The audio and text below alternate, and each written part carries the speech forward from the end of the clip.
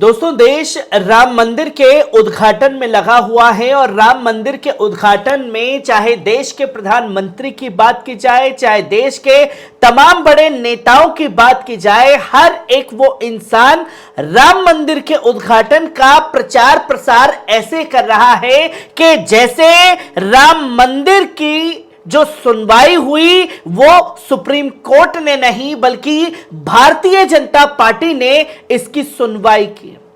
और इसी को लेकर के कई सारे सवाल खड़े हुए और जब सवाल खड़े हो रहे हैं तो उन सवालों को दबाने की कोशिश हो रही है और सवालों को दबाने के साथ साथ पूरी गोदी मीडिया का फोकस अयोध्या पर जाकर के टिक गया है।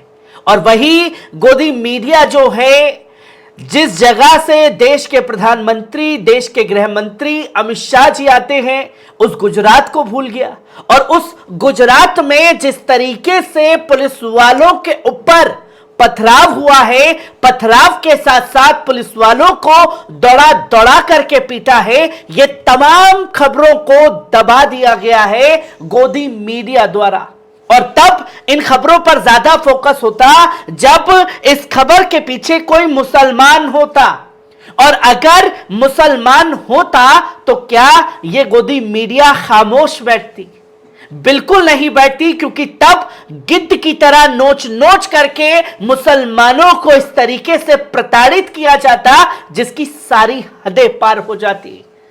सोशल मीडिया पर वायरल होते उस वीडियो ने अफरा तफरी मचा दी जब यह खबर सामने आई कि गुजरात में हिंदू मुसलमान दंगा हो गया है और मुसलमानों ने इस हरकत को अंजाम दिया है। जो वीडियो वायरल हुआ, पहले उस वीडियो पर नजर डालिए।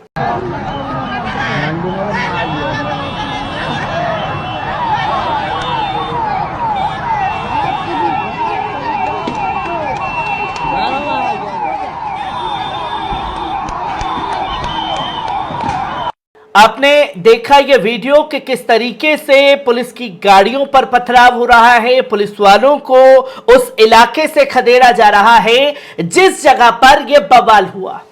अब इस बवाल के पीछे हिंदू मुसलमान गोदी मीडिया को नहीं मिला, पर कुछ सोशल मीडिया यूजर्स ने यह दावा किया कि गुजरात में हिंदू मुसलमान हो गया। और जब गोदी मीडिया को हिंदू मुसलमान गुजरात में नहीं मिला तो इस खबर को ऐसे दबाया गया है कि जैसे कोई घटना गुजरात में घटी ही नहीं है। आप साफ तौर पर देख सकते हैं कि एक दिन की छुट्टी मांगने पर मालिक ने कारीगर को पीटा था, उसकी मौत की अफवाह फैली और सूरत के पिपोदरा जीआईडीसी में दंगा भड़क गया।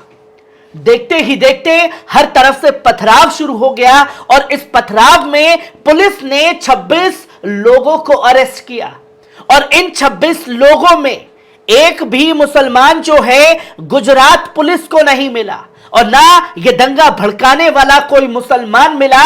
अब सवाल यही खड़ा हो जाता है कि जिन लोगों ने दंगा भड़काया है, क्या पुलिस उनको भी वैसे ही अहमदाबाद की पुलिस की तरह सड़कों पर पोल से बांध करके लाठीचार्ज करेगी?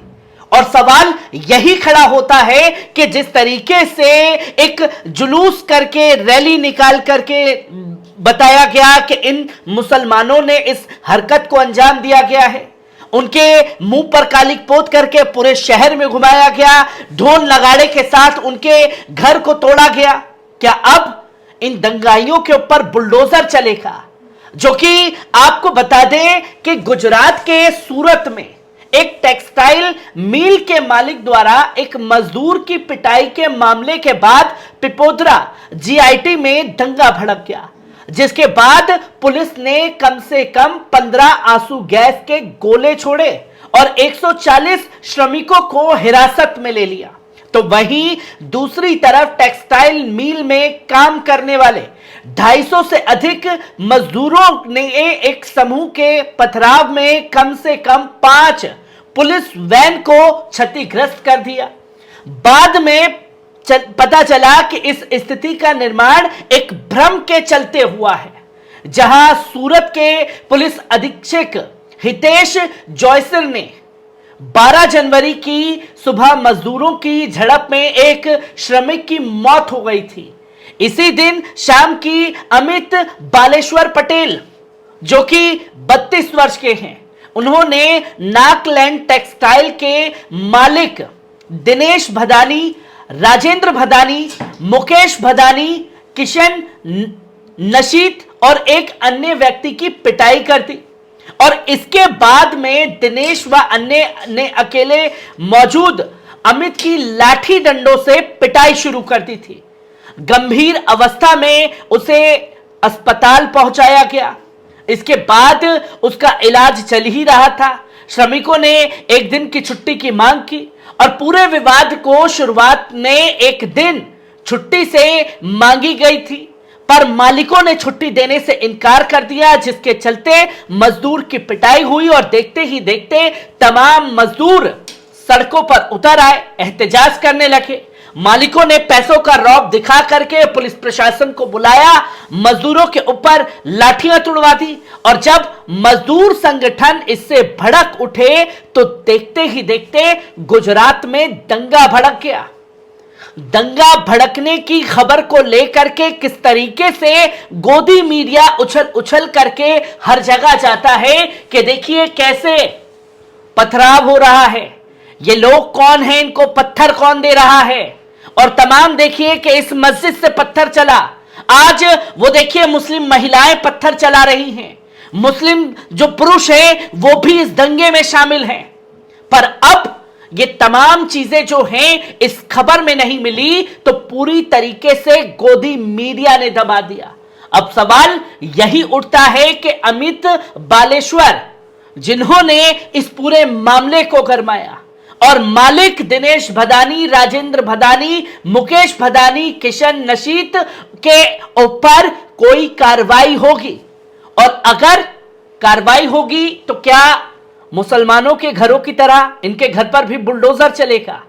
ये सबसे बड़ा सवाल जो है गुजरात पुलिस द्वारा खड़ा हो जाता है, क्योंकि हमने अक्सर यही तस्वीरें गुजरात से आती हुई देखी हैं, और वो भी देश के प्रधानमंत्री के गृह राज्य से, और देश के गृह मंत्री के गृह राज्य से ऐसी तस्वीरें सामने आ रही हैं जिसपे मीडिया ने ऐसी चुप्पी साध ली है कि कोई घटना घटी ही नहीं है। और इन्हीं सब वीडियो को सर्कुलेट करके कुछ सोशल मीडिया यूजर्स जो हैं वो ये दावा करते हैं कि हिंदू मुसलमान दंगा भड़क गया। यहां हिंदू मुस्लिम दंगा नहीं, बल्कि इस वीडियो को जितना सर्कुलेट करके अफवाह फैलाई जाएगी, इसके बाद इस तरीके के दंगे भड़क सकते हैं। और ऐसी नाजुक स्थिति में जब देश के प्रधानमंत्री खुद अगुवाई कर रहे हैं कि इतने दिन तक आपको जश्न मनाना है, तो मुसलमानों को भी सावधान रहने की जरूरत है। हर एक पहलू को आपके साथ साझा करता रहूंगा। दीजिए इजाजत, शुक्रिया।